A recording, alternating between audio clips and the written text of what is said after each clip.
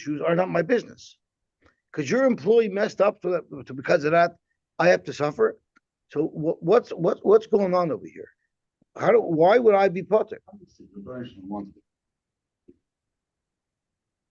So I was thinking of something very similar. I mean, you're saying it for a joke, but what I'm saying is that the Torah said the responsibilities of a shomer. The responsibility of a shomer is he's chayiv only on a pshia, and he could say I was not pashia. I was my employee. My employee is his own person. If he did you an avla, well then go after him. So the question is, the employee says, I didn't know you didn't mean these. So let me ask you a question. If I steal your thing and I didn't know that it was yours, what if I tell you, Monty, take that pile of stuff and use it? So let's say I lied to you and it was really someone else's. You're not clear for it? So I'm having a little bit of a struggle why anyone's not liable, but unless shot is they'll tell them these are your diamond chops. They're still here, they're still yours, and still take them. Now they're in beer and it's still messed up. So I think shot is that you're giving it back, except it's not really any good. You can give them back the whole batch of beer with these hops. That's all one big piece of garbage. You can give it back. I think that's what it's saying. Is basically everything goes back to him. It's still here. It's just that there's no value to it anymore. So it's gone if you can't charge him because he didn't steal it, and now it's pesheya. And neither person here was a pesheya. Okay, let's see the Gemara factor. Hamafkid. This is the easy Gemara because this is the last full block in Hamafkid. We're starting Chazov over Pesach. We're going to be doing Chazov. It's going to be a rough Yom Tov. Hamafkid Mois Eitzel Shulchani. So Shulchani is a store owner. So naturally he has a cash register and he's giving cash back and forth. He has cash there, but his primary job is to buy and sell items. So the question is, if you're giving a Shulchani a Pekadon, do you expect that he's going to use the money in the meantime? So im student, if they're tied up in a bundle, that means you just want him to watch your bundle for you, and you don't want him to be using the money. The Shulchani can't use them. He has no permission to use them. And therefore, if they're lost, in other words, if it's not a pshia, he's only chayiv like a shor mechinam pshia. If it's nignava or avda, he's not chayiv. However, if it's mutarin, if he gave you open money, not tied up in an envelope, so then the assumption is that you stamish when you're allowed to use them. Once you're allowed to use them, now already you're like a shomer socher or maybe even like a shoyel. So for Medaik in Lashon Mishnah, it doesn't say lefichach im nenzu chayav b'achriusin, lefichach im avdu. So we'll at least say he has the status of a shomer socher and he'll be chayav and geneva v'aveda. Eitzal balabayis. What if you just gave it to your friend to watch? So then bein shur and bein mutar lo yishtamish ben. The assumption is that when you're giving somebody money to watch for you, you're giving somebody a bundle of cash to watch for you. The expectation is that he's not going to use it. Oh, I apologize. I touched everything wrong. A shulchan is not a store owner. A shulchan is a banker. A shulchan is a banker. I got mixed up. Shulchan is a banker. So a banker, it's expected when you put money in the bank, when you deposit money in the bank, it's expected that they use your money. So, except if it's in a bundle, I guess a bundle, putting it in the Isn't he just a money changer? That means he people come from all over, especially around the base of Migdash. They come from a different country and they want to buy shekels for US dollars. That's a money changer. Right. So I call him a banker. Why do I call him a banker? Because since people are giving him money, it's assumed that he'll use the money in the meantime. Yeah, but people don't only people. It seems like it was normal for people to deposit money with the shulchani as well. They didn't just exchange cash for cash. Sometimes they deposited money by him. Maybe even if a guy comes from Big Oil from far away, he'll deposit all of the cash that he brings with him at the shulchani, and he'll take it out as he needs it, instead of carrying so much cash around. But it was the norm to leave things by a shulchani. But a chenveni is a regular store in us. I mixed it up earlier. I apologize. But a chenveni is kabbalah bayis. A chenveni is like a regular balabais. When you give him money, the expectation is that he's not going to use it. That's the very Meir. No, a chenveni also holds other people's money, and the expectation is that if it's mutarin, you want him to use it. Okay, Gavalti. Break the Gemara. I don't understand. Mishum de tzrurin lo yishtamish behen, as Rashi says, uma gilui das yeshkan she'ein chofetz she'yishtamish behen. Just because it's in an envelope, that means that's a sign, that's an indication that the depositor doesn't want it to be used. Zok Rashi, me'achar she'im hein mutarin ka'amrit yishtamish behen. If it was not unbundled, the assumption is that the shulchani is allowed to use them. The hamafkir etzloi, so you see clearly the hamafkir etzloi, people would actually deposit money by shulchanis.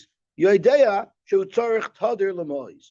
The shulchani always requires cash, so the assumption is that he might use your cash and then give you back other cash that's in the till when you get there to pick it up. But then shrurinami yishtamish shedech chaladim not so much. If it's normal to bundle your money, why is that an indication that I don't want you to use it? Dr. Gemara, Amar Abasi, Amar Yehuda, B'tzrurin v'chasumin shanu. Yeah, it's not just bundled. That's a norm, but it's sealed. That's already an indication that I don't want anybody to open the package. Rav Mari Amar B'kesher Meshuna. You didn't use, it's not chasumin, but it is bundled, but it's bundled with a knot that's not typically used for money. And that also is an indication that the balabas does not want the shulchani to use the money. Ikadami, it was a shaila, boyer of Mori, kesher mishunamai, and it remained at the teku. Surely, if it's chasumin, that's an indication that the depositor does not want the shulchani to use it. But what if he he tied it up in an unusual fashion? Is that also an indication?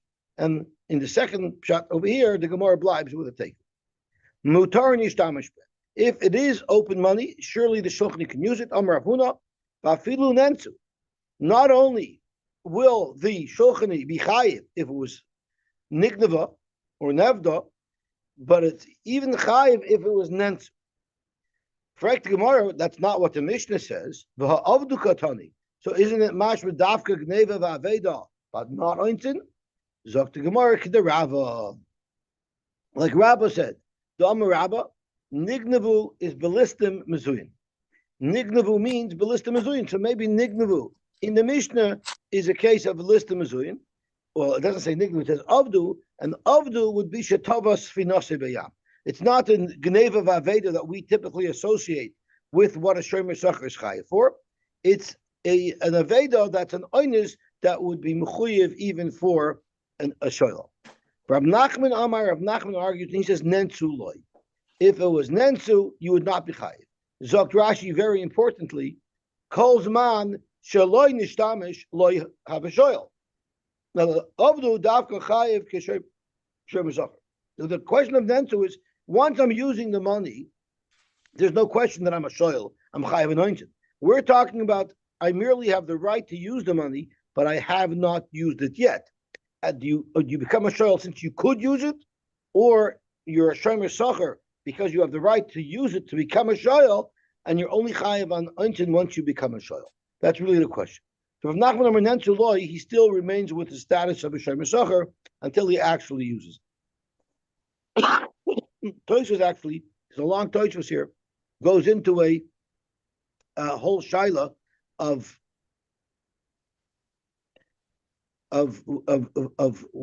where you'd ever have the chiyuv and therefore it impacts. It also impacts when someone's buying something. If you hold kinyan kesef is not koina, so then I gave you money, I'm not koina, but you're holding on to my money. Can you use my money? If you can use my money, maybe then you should be chayiv anointed or not. Why is it relevant? Because one of the reasons why they said kinyan kesef is not koina is because we're afraid the seller is going to say, what if I'm a seller and you buy $100,000 worth of grain from me, and then I have a fire? I'm not going to kill myself to protect your grain. I'll work to protect my grain first, and I'll tell you, I'm sorry, your grain got burnt in a fire. But if kinyan kesef is not koina, therefore the kinyan doesn't happen until the purchaser actually takes the grain, and then there's no concern of this. But the question is, if kinyan kesef is not koina, what is the status of the kesef?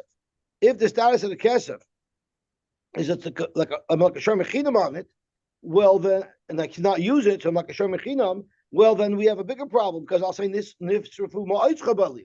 What if there's a fire, your money can burn? So Tosfos discusses that question because it creates a catch-22. What have you accomplished by saying that kinyan kesef doesn't work? Now the kesef is in danger. Anyway, so let's see what the Gemara says over here. According to you, Rab Nachman, who held that he's a shomer sacher up until the point that he uses it, Alma loy have a shoyel alive. Well, that would clearly indicate that this shulchani does not have a status of a shoyel. Fact the Gemara, if he's not a shoyel, then shomer sacher nama loy have. Because if he doesn't have any kinyan on it, if he doesn't have any chiyuvim on it, then he shouldn't have any chiyuvim on it.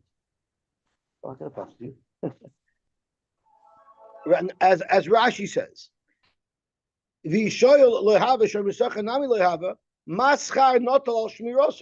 didn't receive any payment. The whole reason why he might be considered a shomer sacher is ela al shesomach aleim lachlifon ulehistaker im yavel yadai atam mechayvon. Why do you want to be mechayvim even al shomer sacher? Because he's relying on this money that he could make a buck with them. He might be able to do some exchanges with it that will profit him. We know when someone borrows something, even if he hasn't used it yet, the moment he borrows it, he's mechuyev al tashoyel. So, if he's not a shoyel, he shouldn't be a soicher either. Because once you determine that he has now the right to use it, that should automatically make him a shoyel. And if it doesn't make him a shoyel, why would he be a shemer?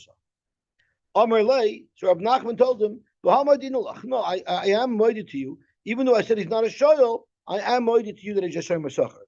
The hoyel v'nehena mahana, bibalti has a no, he's not koinit. And he didn't officially take on the status of a borrower till he actually dips into the fund to use them. But since he has an option to exercise, he has the right to exercise an option to make this into a she'ela, that in and of itself is a hana. So therefore, the hoyel v'nehena, since he has a no, because in the event that he wants to transition to a shoyel, he could mahana. He'll be mahana to buy them with a chiyuv on geneva v'aveda. But he no, the imis ramel ezvina, the isbe ravcha, if he encounters a good opportunity that he can take advantage of using the money that was placed by him, zaven behu, he'll be able to buy it. Have alayu shomer sacher, becomes a shomer sacher. And so he's a shomer sacher because it's an option. The option that he has makes him into a shomer sacher, but not into a shomer. Rab Nachman lo Rav Huna. Rab Nachman asked Rav Huna kasha, wanting to prove that you're not mechuyev anointed, you're not a shoyel. Hamavkin mois etzel shulchani. Now here, who was mafkid? Who was the mafkid? He wasn't just a regular guy. He was a gizbar. And the gizbar thought that he was giving the shulchani his own money, but he had confused different bundles of money that he had in his house. And in fact, the money that I gave the shulchani was mammon hektish, unbeknownst to both the mafkid as well as the shayim, as well as the shulchan. If they're bundled, lo yishtamish behen. If the shulchani improperly, illegally use the money, he's not doing the shlichus of the bailam, and therefore lo yimal gizbar, the gizbar won't have meila. But if the imutarim, which means now the shulchani has the right to use this money, meaning there's a right assigned to him by the gizbar. So when he does something, it's like the shlichus over the gizbar, then yishtamish behen. Now the shulchani is allowed to use the money, just like in our Mishnah.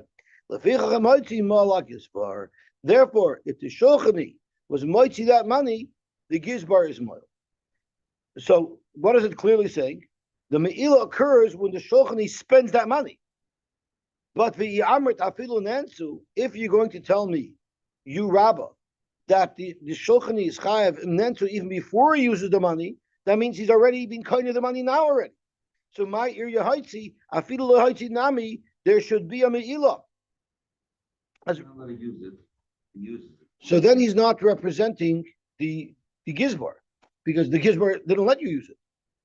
But if you're allowed to use it, now you are representing the gizbar. That makes sense? The gizbar is the guy he was the mafkid. He's the one who gave the money to the shulchani.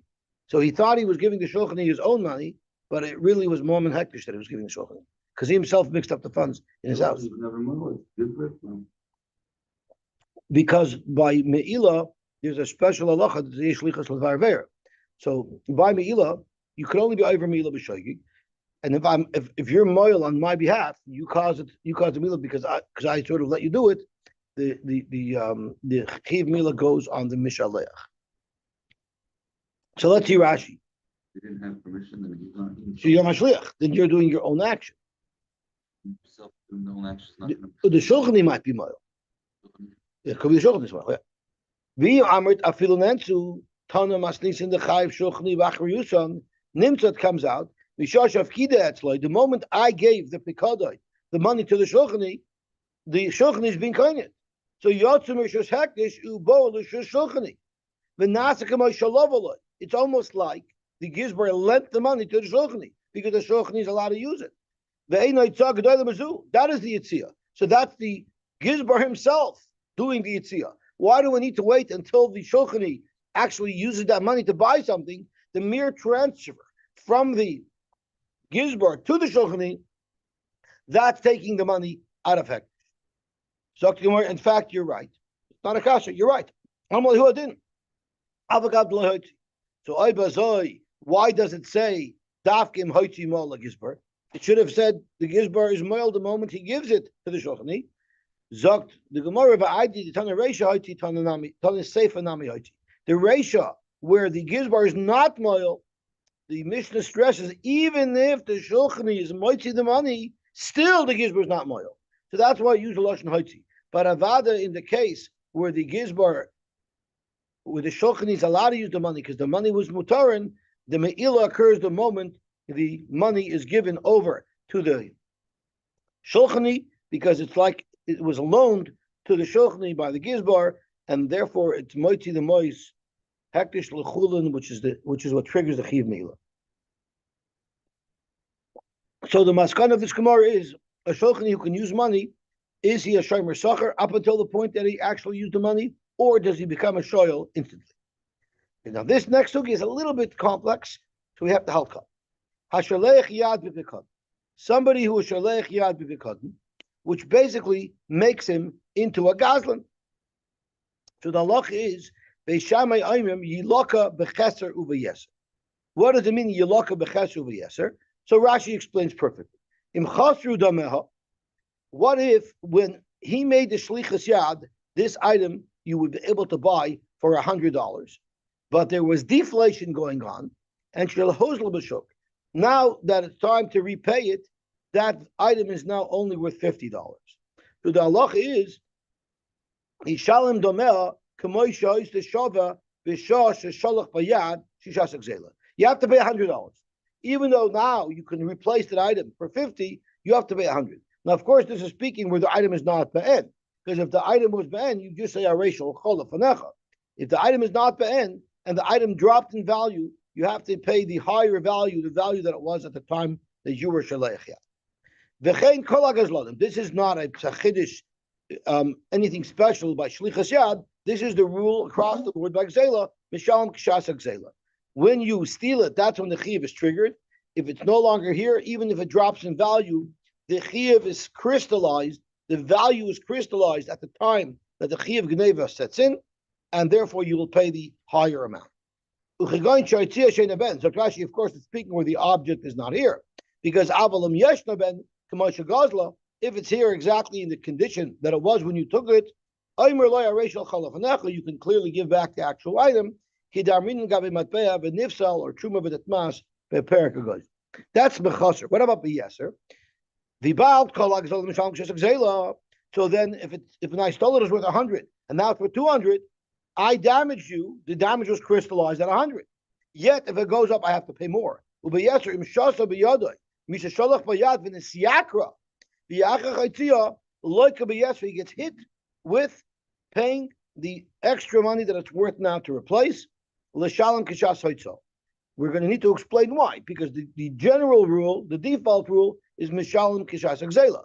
If we want to say now he's paying kishas haitzah, that we're going to have to get a reason for. Kishas haitzah. Kishas haitzah is a very big chiddush, because don't we have a rule kol hagazol mishalom kishas exela? So Basil is going to need a lot of explanation. Rabbi Kiva Omer kishas hatfiyah, which is even a bigger chiddush. The time that they mond me in Bezdin, that's when you assess it. That's a whole third time where we're going to need psukim to tell us why this would be the time to pay.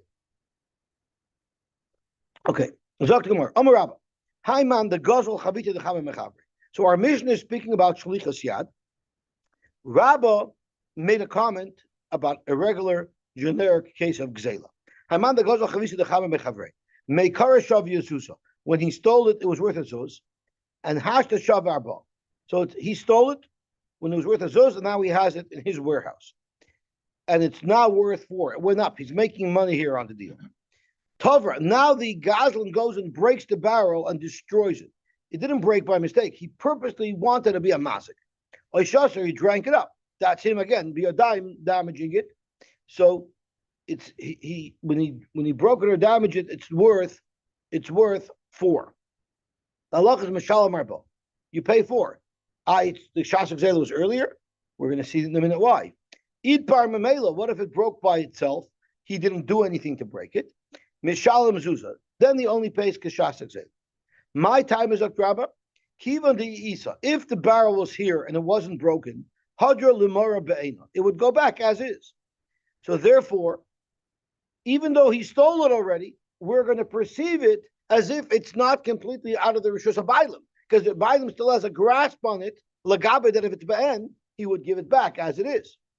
So therefore, hahi shaita, the kashasile, oy the kataverle, kagazone, that creates a secondary gzela with a secondary chiyah. Utanan kalagazlonim mishalman kashas gzela. However, in a case where it was itmar mela, where the Gazlan didn't do any maisa at the time that this barrel of wine was destroyed, then Mishalom Zuzah, because then he only did 1 maisa gzela, and at that point it was only worth a zuz. My time hashaloi avid lav midi. Where does his liability for gzela come? From the original point where he took it. I shot the Gazla. That's the time that the schie was crystallized. Aishaita Zuzahu the shab. Period. Why would we want to be nice to the Gazlan? Would not be nice to him. The question is, where is chiyuvim are? Chiyuv started already b'shas dime. Yeah, but then it was only worth a zuz. The question is, can you make him pay 4 zuz? If he breaks it again, now we'll make him pay 4 zuz. Let's see Rashi. The Izakan b'shas hatvia have a madran nebeina. He would have paid it back as is, given the barrel. The chiyarminan mishalim kishas gzela. That's heicha the lesser ben. Aval yeshna ben ben shehukra ben shehuzla chazeres k'may shehi hilchach. If it would have been Ben, he would have just given it back as is. Ishtakach comes out that he shied the kashasalei, who the kashasalei. So it's creating like a secondary chiv gzela, and since it's worth more at that point, you could be mechayiv him for that point. By the way, do you see an uncanny similarity to Beis Shammai Shita in our Mishnah? Wouldn't this be a good explanation of why you lock a becheser v'yeser? Would be ganz geschmack. The problem is nobody wants to align himself with Beis Shammai, but Rabbah seems to be saying exactly what Beis Shammai says. That's true, and that's what the Gemara is going to discuss. I'm sorry. Because if it went down, Right. then we don't say, Rabbah don't say that it's going to pay less. Because you said, Okay, neither does Beis Shammai. Beis Shammai says you always pay the higher amount, because there's 2 chiyuvim here, and whichever one is higher is the one that you're ultimately going to have to pay. Tanan, we learned. So now we're going to go back to analyze, and we're going to show through our analysis that the Rabbah seems to be aligned with Beis Shammai, not Beis Hillel. But first, let's see what Beis Hillel holds, so that maybe we can say Rabbah is consistent with Beis Hillel. Beis Hillel mishas eitzah, kishas eitzah. So what does it mean kishas eitzah? My kishas eitzah. Ilay mi kishas eitzah min ha'olam, meaning when it's actually consumed, uvamai. So what does Beis Hillel mean? You pay kishas eitzah. Ibachas, if it went down. So when he stole the barrel, when he took the barrel, when he made shlichus yad on the barrel, it was worth 100. And now that he's drinking up or consuming it, it's only worth 50. Mi ikalamanda amar. Would anybody hold you pay the lower amount? But nan kalagas lodim is shalom kshasach zela. Surely this shomer who is shalech yad would have to pay the higher amount. So that clearly cannot be the case where Beis Hillel says it's kishas eitzah. V'yibe yeser, and if you're going to tell me you only pay kishas eitzah if it went up, Hainu Beis Shammai. That's exactly what Beis Shammai says, and we know we have a machlokes between Beis Shammai and Beis Hillel. So, what is Beis Hillel's opinion, and in what way does he argue with Beis Shammai? Elapshita, turning on to Amid Beis. Elapshita, the case must be kishas eitzah mi Beis Bailim. When he says kishas eitzah, it doesn't mean when he's moitzi the yayin min ha'olam. It means when he's moitzi the yayin mi Beis Bailim. And now Rashi fears out. Kishas gzela is what he has to pay. And uveyeser pli, the arguing of it went up. The Ka'ami Beis Shammai and Hukra Yilaka Yishalom Kshasai Tzom in Olam. Beis Shammai says we look at a secondary Geneva. And the secondary Geneva occurred when it was worth more money, and we'll get him for that. And we'll be Mechayim him the higher amount because of the secondary Geneva. That Chiddush, Beis Hillel argues on. Beis Hillel, the first Geneva is what's Mechayim you, and that's what you stick with. So therefore, the machlokes is beyeser. If it went up, Beis Hillel doesn't penalize the ganev or the shalech yad for the secondary ganev.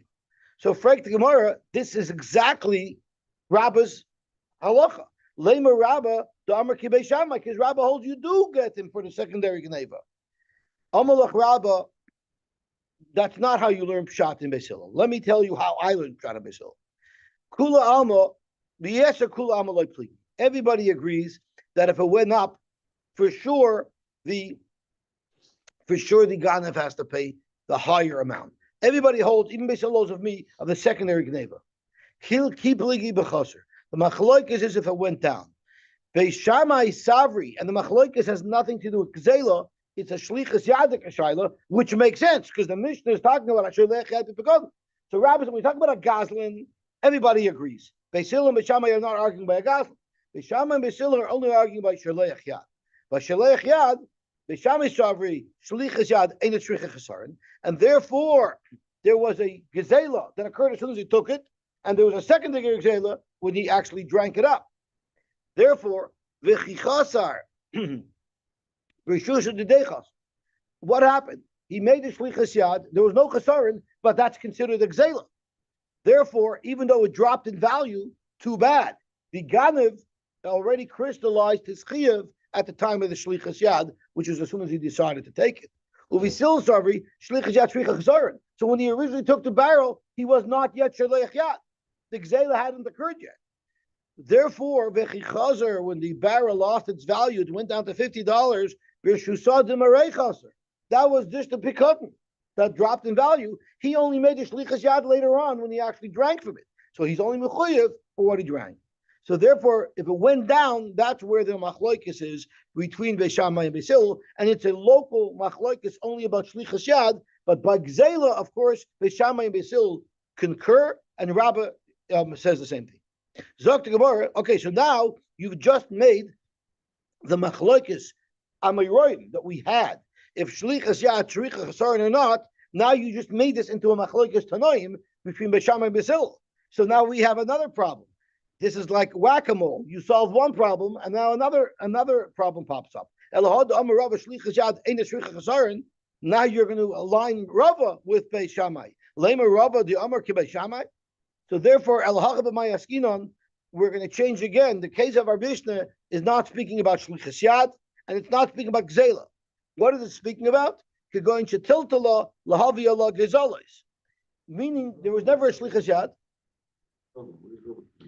Rava is a shita that we learned a couple of blot ago, who happens to hold shlichus yad ain't a shlichus chesaron. And now that we're making a machlokes b'shami u'b'sil out of it, it's going to put Rava in a bad position. So you could technically say Rava argues on Rabbah, and he learns. You could say Rava argues on Rabbah, and he argues with the halacha of you pay more or less. But we're trying to make everybody happy together, so everyone can sit by the same table in Kiddush. So Zok to Gemara. So let's say it's not even speaking about Shlichus Yad. So what is the Mishnah speaking about? They're speaking about Shoyel Shalom Midas.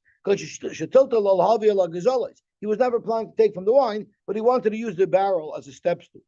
And the Shaila is Ubishoyel Shalom Midas Kamib. Beishami Sabri Shoyel Shalom Midas Gazlan Hava. And therefore the first Gzela happened when the barrel was of its higher value, and therefore, of course, the shoyel shalom midas, who's a gazlan, pays a higher value. And therefore, he doesn't become a chuyev until the barrel gets damaged.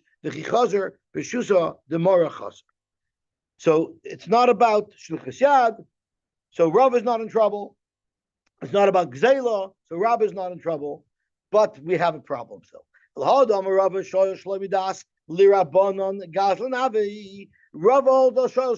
a Gazlin. So now you're weiter stuck with Rav aligning himself with Beis Shammai. Lema Rav Domer Beis Shammai. So okay, so it's not speaking about Shlichus Yad, and it's not speaking about Geneva, it's not speaking about Shosh Lemidas, the Mishnah, because we don't want Rava or Rabba to be aligned with Beis Shammai. So we're going to have a whole new shot in the Mishnah. We're not even discussing if its value went up on the market. We're talking about an animal that became pregnant, an animal that became full of wool. It's that we're discussing the machlokes Beis Shammai Basil, who that goes to. Beis Shammai Sabri Shvach Gezela the Nigzel Hab.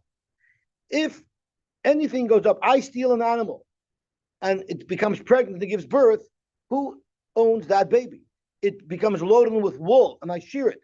Who does that wool belong to? Beis Shammai holds all that wool belongs to the nigzal. Even though you might say it was kind of already b'shinui, anything that comes out of this animal that I stole will go to the nigzal, and that's what it means. Yilaka b'chaser v'yaser. No matter what happens over there, if I stole an animal that was pregnant and gave birth, or I stole an animal that was full of wool and I shored it, that's chaser.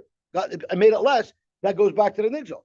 And v'yaser means if it became pregnant or if it got loaded up with wool, everything goes back to the bailam. Wasil sabri shvach gezela the gazlan have. The shvach of the gezela goes to the gazlan. He gets to keep it. So if you learn, if we plucked it down tonight, it's telling them that we learned in Bava Kama. The Tanya hagojeles harochel gazaza v'yolda mishalim oisa v'skizaseves lodisea. Everything goes back to the bailam harishonim diver meir, which is the shita that we're going to align with Beis Shammai. You give back the gzela the way it is. You give back the animal as it is. Of course, the Gemara explains there that if I stole a pregnant animal and they gave birth, I'm not giving back the baby. I'm just giving back the mother. But a mother that's pregnant is worth a little bit more than a mother that's not pregnant. Or what if I stole an animal that was full of wool and I shore it? I just give back the animal. What about the wool? So one second. So Rabbi Yehuda holds the Gazlan has to pay Shas Gzela. We still, in addition to the animal, he has to add cash payment to add to the value, because an animal that has no wool on it is worth less than an animal that's full of wool. So even though he's giving back the animal without the wool and he's keeping the wool, he does have to pay the value of the animal as it was when he stole it. So he gives back the actual animal that's freshly shorn plus extra money to backfill the extra value that the animal had when he stole it. No, Rabbi Yehuda would hold like Beis Hillel. It's Reb Meir who holds like Beis Shammai, because Reb Meir holds anything that grows out of this animal will go to the bailim, and it's Reb Yehuda who holds that the only pay back in shagana. They kanami, and it's actually meduik in our Mishnah that's this discussion. Let me just finish the Gemara and Rashi. The Katani Beis Shammai oimim yilaka b'chaser u'v'yeser. That doesn't sound like if it went up or down. It sounds like if there's more here than what you stole, or if there's less here than what you stole. We still oimim kishas saw shmamida. So let's just have a quick look in Rashi, because Rashi explains it very nicely. Elohaka b'shvach gezela pli. V'hai cheser v'yeser l'mesnisen lav b'yukra v'zula. It's not its price went up. It means it literally became bigger or smaller. Ella b'may dechasra danu gizois. So if you made shlichas yad on an animal that was fully loaded with wool, and then you sheared it, v'may shaisira, meaning going in this aber etzloi, if it became pregnant by him. And the Masha, this Magia and Rashi, the Rashi should have said it works both ways. Right? It could have been if the animal was stolen when it was pregnant and it gave birth, that could be chaser. As the Masha is questioning, why are we B'dafka saying that the chaser is gizos and the yeser is nashaber? It could be opposite as well. It could be both. So the Bashami Savri Hakoil Yishalem Reb Meir de Braisa. Bashami is aligned with Meir de Braisa. The chaser v'yaser, in this case, chaser and yaser both mean it went up, right? Because there's gizos and there's vlados. It goes back to the Bailam Harishonim. With Silk Reb Yehuda, Kishasai Tzami Beis Bailam, you only have to pay back Kishasai Tzami Beis Bailam. So if we actually look at the Lashon Mishnah to read how it would go is Hashalech Yad B'Pekadon. Vishamim, you look at B'Chaz of Yaser, if there's any vlados and gizos, it all goes back to the original Bailam. You look at the animal as it was b'shas he made the shlichas yad. At that moment, that's the animal he's got to give back. So if the animal was pregnant and it gave birth by him, he keeps the babies. But the animal that he stole is worth more than an animal with no babies, so he gives that to the animal and he adds a couple $100 to make sure that he at least matches the value of the animal at the snapshot in time where he actually did the shlichus yad. So therefore, it has nothing to do with the shiloh of Shalosh Lamidas. It has nothing to do with the shiloh of Gazlan and Mishlam Chasuk Zela, and it has nothing to do with the shiloh of shlichus yad shrichas. Okay, now we have Rabbi Kiva Shita, which is like totally unfamiliar to us with what we would expect, which is Kishas Hatfiyah. Amar Rabbi Domer Shmuel, halacha Rabbi Kiva. We even pass like Rabbi Kiva that you pay Kishas Hatfiyah. However, umoide Rabbi Kiva b'makom sheyesh eden. So now, what do we say? Umoide b'makom sheyesh eden. So Rashi, if there are edim that can testify, hama hoist the shava b'yom shagazla, how much it was worth on the day that he stole it, v'ro shagazla himenu, and they actually witnessed the gzela. There's mishal k'shas gzela. You know why? Because that's called the shas hatfiyah. Shas hatfiyah means the moment in time where there was a chiyuv placed on this ganef to pay back. So if the guy must be Bezdin and the Amoida, so then the chiyuv gets crystallized at the time where Bezdin is able to say you owe this money. But if there were Edim, even though they didn't come to Bezdin yet, we say that already clinched the chiyuv. So that's why Rabbi Kiva's Moida, the Makom Shesh Edim, that you pay Kishas Exela. My timer, where did you get this thing from that it's all totally in when the chiyuv is assessed upon him? My timer, the Amakra, Lasher Huloi Yitnenu, when B'yoim Ashmosai. The day of the Ashmosai, as Rashi says, the Amakra B'yoim Ashmosai, B'damim Shal Oisai Yoim Shahu Mischayiv. The day that the chiyuv for him to pay is triggered, that is the day, the snapshot, the point in time where we assess the value of this animal. If the Bailam mondim and he was moida, the alpiv whom is chayiv, his chiyuv comes because he was moida. Hamadasai bedin v'da'asai hu yom hashmosai, and therefore you're paying the value of the animal on the day that he was moida in bezdin, because the Torah says so. It's exeris hakasa.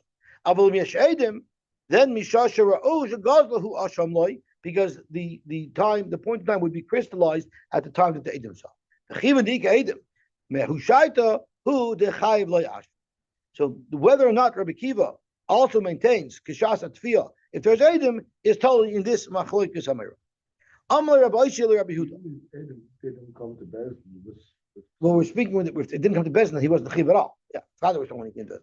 Amar Rabbi Yosy Rabbi Yehuda. Rabbi Ata Omer came. Is that really what you're saying, Rabbi? Hachi Amar Rabbi Asi Amar Rabbi Yochanan. Rabbi Asi said to him, Rabbi Yochanan, that Cholakay Rabbi Kiva, I feel of a makam sheyesh edim. And even if there was edim, you only pay the value of the item b'shas hamodabdin. My timer, the Amar Kral Asher Asham Lasher Huloi Yitnenu b'Yamashmasai Ubeidina Hu Dekamachayv Ashma. It's not the edim that are being mechayvim; it's the bezin that are being mechayvim based on the testimony of the edim. So you always pay kiyem atfiyah. So now we have a question: did Rabbi Yochanan actually argue on Rabbi Yehuda, and did Rabbi Yochanan actually explain that Rabbi Kiva in our Mishnah says you pay kiyem atfiyah even if there are edim? Amalei Rabbi Zera Rabba. Bar Papa. Ki Ozlos Lahazim, when you go there to Israel, do me a favor, take an indirect route so you can pass by Akif Asum the Tzur, go through the steps of Tzur. It was, I guess, a mountain that had graduated steps that was easier to climb. But Oil Gabed Rabbi Yaakov Ba'idi. Rabbi Yaakov Ba'idi, he knows his stuff. He, I guess, was a Talmud Rabbi Yochanan, I guess. He knew what Rabbi Yochanan said. Uboy Minei, Ishmiya Leila Rabbi Yochanan, Halacha Rabbi Kiva, Ein Halacha Rabbi Kiva. Ask him if the halacha is like Rabbi Kiva. So he didn't instruct him to ask him specifically about what Rabbi Kiva says, but Makamedim, he first wants to know, do we pass like Rabbi Kiva? Amr Lei. So this is what Rabbi Yaakov said. Hachi Amr Rabbi Yochanan, halacha Rabbi Kiva, la'olam. So that was the word to use. Halacha Rabbi Kiva, la'olam. What does la'olam mean? What do he mean to say by la'olam? My la'olam. Amr Bashi, Shalai Taimar, don't say, Hanim Ilihechad Alakedim. Abalechad Ikaedim, Loi. So that's one thing. So clearly, Rabbi Yaakov was saying that Rabbi Yochanan said you pay Keshes Atfiyah even if they're Eidim, like Rabbi Yochanan, and not like what we said from Rabbi Yudah Marav. And the Inami da Hadra L'Duchtei the Itpra. What if the Ganav then went and put it back? He put it back in its place and it broke. According to Rabbi Kiva, you're also Chayiv. You're also Chayiv Keshes Atfiyah. You're still Chayiv anyway. Who would hold you not Chayiv? The Bandam who holds that you're allowed to return something without das bailam. Lafuki midi Rabbi Shmuel, the Amr Lai beating das bailam to return something. Kamash Malan that according to Rabbi Kiva, the beating das bailam, and we pass like him. But Rav Amar halacha kebeis Hillel. Rav argues and says the halacha is not like Rabbi Kiva. The halacha is like Beis Hillel, which we pass like because Rava is the Basra. That's a Rashi. Anon ka Rav Adinon davali Basra. Okay, now we're going to learn the very last Mishnah in Perek Hamaf. Hachoyshav l'shloich yad b'vekod. Someone didn't make shlichus yad, he just thought to be shalech yad. What does the thinking mean? We don't read minds. So Tosha says very clearly, hach machshava havadibur k'diyalef me'al kol davar. It means you expressed an interest, just like by Pigel. You have to express an interest that you wanted to do something. That's already called shlichus yad. For sure, you have to hold any tzricha chasaron for that because you're even thinking about it. You're chayiv already. We still aimim ein chayiv ad sheyishlach bayad shenemar im lo yishalach yodoi. You have to actually do it to create a chiyuv. Thinking about it won't cut it. He does a chavis. What if you lean the barrel over and know you never picked it up and you never made a kinyan on it? You just leaned it over to extract some wine from it, but not leave in the revius. Benishbert and it broke. Ain't a mashal other revius. You only pay for your revius because you were not cutting the whole barrel. But if you lifted it up and now you were cutting the whole barrel, but not leave in the revius, and then benishbra. Mishalim Mekula, you must pay in full because then you made a kinyan on the entire barrel. Okay, we'll stop here in Beis Hashem tomorrow. We're finishing a mafgid and we're starting Kazov. Well, let me turn the recording off before I say this.